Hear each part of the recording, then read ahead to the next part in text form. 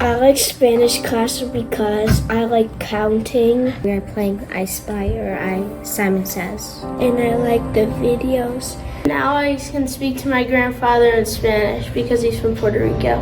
She would print out like faces about the emotions we were doing, and she would put it on a paper, and we would cut out those words and stick it in that blank on the paper to match those feelings. I learned that triste means like sad or crying.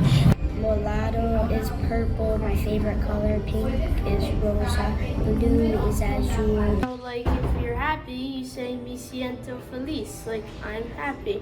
Or me siento cansado, I'm tired. ¿Cómo está el clima? ¿Cómo está el clima? ¿Cómo está el clima hoy?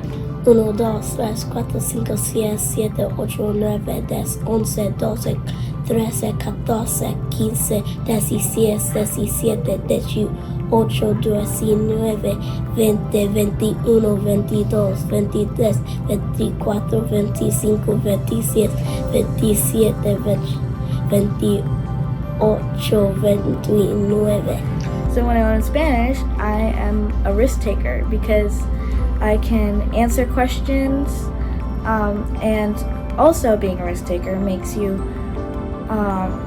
like do things that you wouldn't normally do in your language. You're like taking a step further out of your comfort zone to do something that would make you smarter.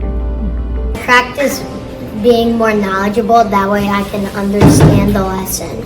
Like I need a lesson if I'm gonna learn a new language. If I'm not listening, I'm not gonna learn anything.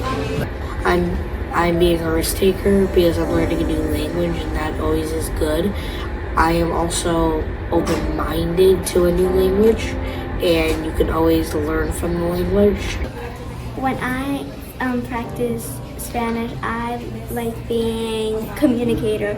I like communicating a lot to practice more Spanish.